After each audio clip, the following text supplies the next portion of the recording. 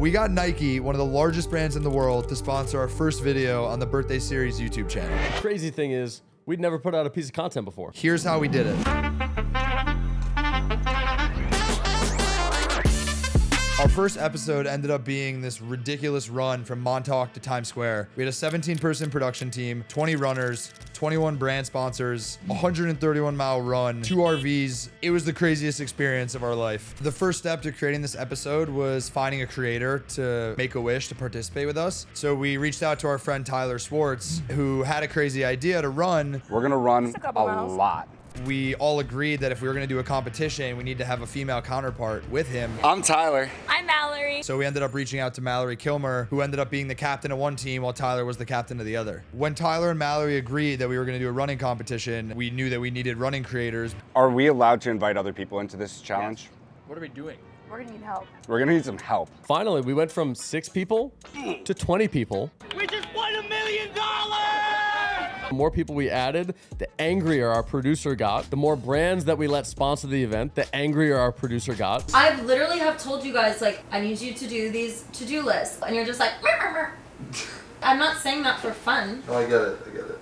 And we just really quickly built this amazing roster of people who were all down to participate in this epic experience, knowing very well that we have never done a production before. We had no clue what to expect, and all we could promise to them was that we were going to do our best to pull it off. It's a whole lot of trust. Once we got 20 runners and a 17-person production team, I looked at Ryan and said, okay, so how are we going to pay for this? At which point we realized that we had to put our foot on the gas to get sponsors, because without sponsors, there was no way we were going to be able to fund this. And this was where I would say our business experience came into play. Because now I felt like I was raising money for a company. Like we built multiple pitch decks, and I absolutely was selling a dream that was maybe larger than a dream I even believed in. But like, you need conviction to get people bought into your dream. And we just put our head down and went to work and came out on the other side with 21 brand sponsors, including some of the biggest brands in the world, including Nike and Athletic Greens. Insane.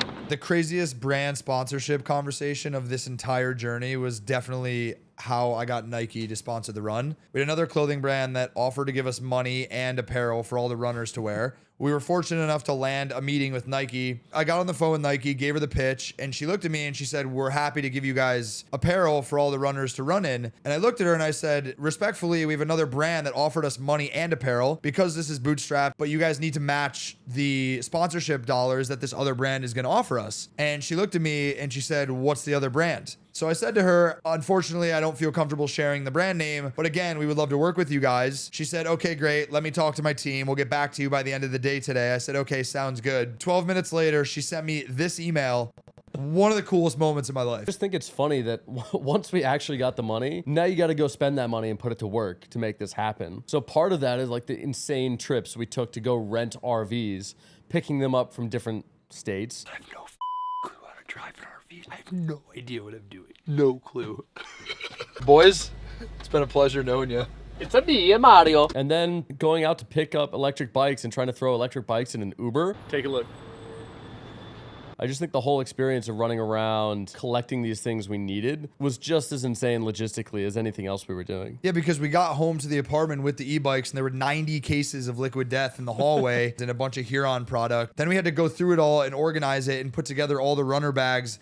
In addition to like figuring out quantities that were going to go in each van and each RV, we spent hours and hours with our executive producer going through a punch list, going through the punch list again, having multiple meetings with the production team until 2 o'clock in the morning, sitting in the living room getting yelled at by our producer because we got too many brand sponsors. Could share that clip. Share that clip. 5, 6, 7, 8, 9, 10, 11, 12, 13, 14, 15. I mean, that's not funny. I am like not having a good time right now. That's my birthday wish. We have 15. I have a good time. Hold on. We have 15 in kind and 6 paid right now. It felt like the list just kept getting longer and longer and the timeline was getting shorter and shorter. And at a certain point, we just had to take a leap of faith in so many different areas because we were out of time and the day of the race was here. Safety was such a big part of this. Safety first, people. So we spent 12 or 13 hours mapping this entire thing out like a week before the race. We drove out to Montauk and then we drove back taking the route in which the runners were going to run.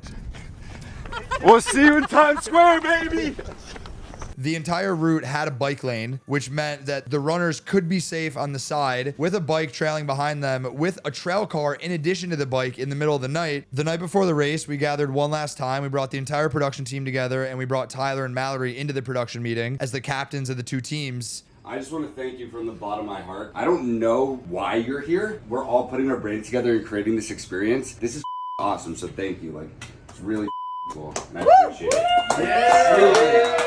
I think it's funny that Tyler was like in his own mind thinking like either this is gonna work or it's not, and we just gotta go. 1, 2, 3. Let's light the candle! It was the night before the race after almost 2 months of planning, and we were still standing outside on the roof, unpacking boxes from all the brand sponsors. We are gonna open the Nike box. I felt like this was the first time where we were actually seeing everything come together. Dude, we got Nike to sponsor this.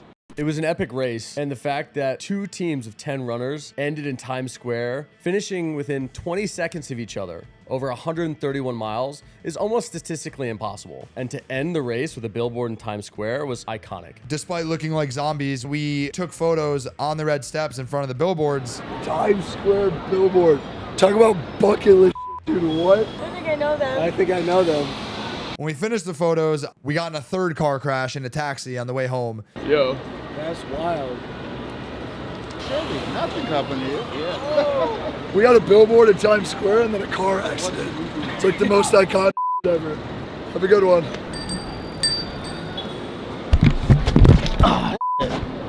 Yeah, I'm good.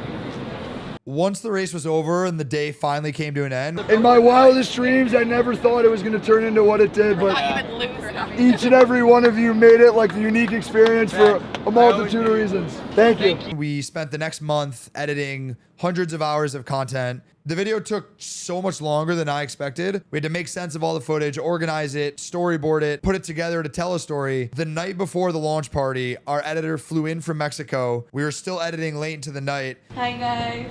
What are you guys doing? We are now sitting with Beck, who's our lead editor, about 12 hours before we're supposed to launch this video that we filmed 2 months ago. And we're about to just see another round of edits. I hope it's what's in my mind. The rush? Oh my God, it does. And what do we realize? Maybe we should come up with a thumbnail for this video. Roll the clip of Mr. Beast talking about this being the most important part of any YouTube video. I mean, if people don't click, they don't watch. So you want to give them something to click. If people don't click, they don't watch. And here we are, midnight before the launch party, and we're designing a thumbnail. And all right, here we go. Right, this is 10 months in the making right here. Yeah. Dude, it's like So stressed. Here we go. This amazing experience ended with a launch party in New York City at Maxwell Social with 500 of our friends and family. It was an epic experience to be able to sit there and launch the channel and watch our first video with all the people who participated and all the people who've been supporting us since day one. If you enjoyed this video, subscribe, like, and comment below. Episode 2 is coming out in a couple weeks. Stay tuned. Let's light the candle.